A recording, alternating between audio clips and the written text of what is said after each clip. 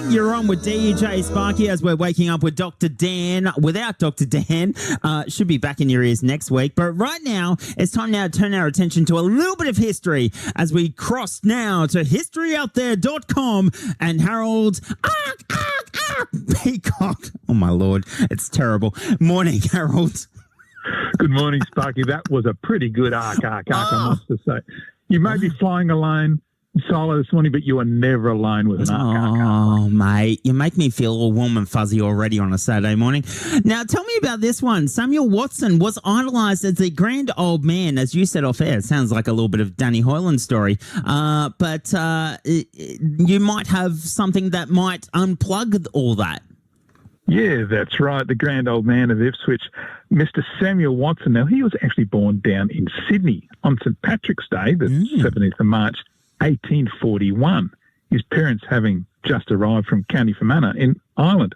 Now, he came to Moreton Bay in 1843 and then to Little Ipswich, where his parents actually bought allotments in the very first sale of land here in Ipswich. Wow. Now, Watson himself later took up a block on the Lockyer Creek in the Clarendon district, just outside of town, where he established a top reputation as a horse and cattle breeder and a crack horseman. In fact, he was one of the finest horsemen of his day. Wow. Now, Watson founded a successful butchering business here in Ipswich with his brothers and brother-in-law. Now, Watson was already successful when in 1866 he got married, and that perhaps signalled the start of the tarnishing of his legend. You see, his father-in-law was Patrick Noonan, who was the unluckiest man in Ipswich history.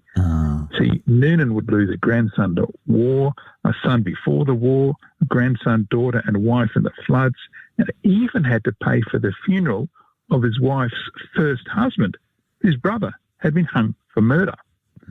Now, back to Mr. Watson, he spent thousands of pounds. This is his first big blunder.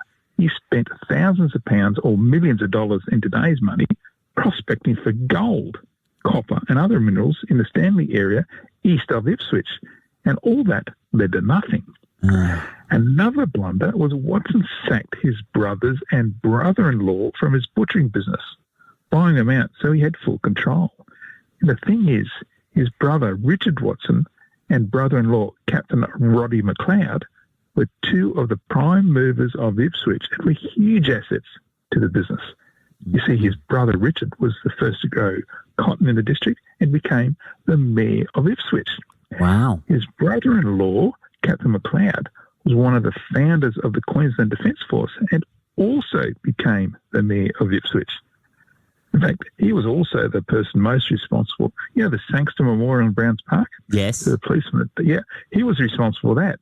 Wow. And he was described by people that knew him as a fine specimen of the stuff they grow north of the Tweed. That's us. You're a southerner. You wouldn't understand the fine specimen of stuff we have up here. But that was the family of Mr. Watson. Now, but despite his partners clearly being assets, Watson cut business ties with them both.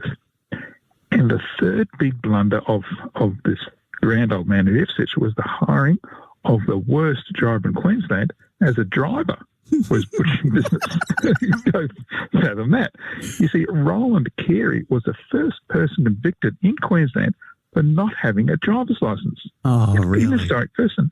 And he went on to have a litany of other driving convictions, and while driving Watson's meat van, was found liable for a collision that cost the business over £50 or almost $30,000 in today's money. Wow. Now, when Samuel Watson died in 1927, it was reported that Queensland and Ipswich had lost its oldest pioneer who had lived in the Ipswich district for around 84 years, which was longer than anyone else up to that point. It was a record. Now, Watson was hailed as the grand old man of Ipswich, but no mention was made of his cursed father-in-law, the failed gold explorations, the sacking of not one but two Ipswich mayors, and him hiring a driver who was actually the worst driver in Queensland. That blows my mind. That is incredible. How he had that much misfortune. Oh, Well, it was bad decisions. yeah. But he did well. There's a really big monument to him in the Ipswich Cemetery. I'll post photos of this on the website. But he did well, but made a number of big blunders along the way. And who hires the worst driver to be your driver? It's almost like, hey, who wants a job? You're hired. Yeah. There you go. Sort of like West Bremer Radio, and they've got you on there this morning. Yeah, we have drawn the shortest straw this morning. I will grant you that. Another amazing story, Harold. Now, if people want to hear or read more great stories, how can they do it?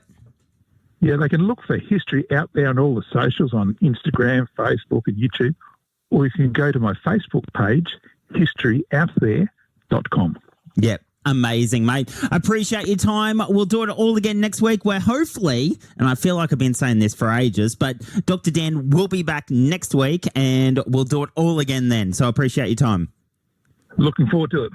There you go. Harry Peacock, or Harold, Harold the H. Peacock, right here as we wake you up on a Saturday morning on West Bremer Radio. Keeping it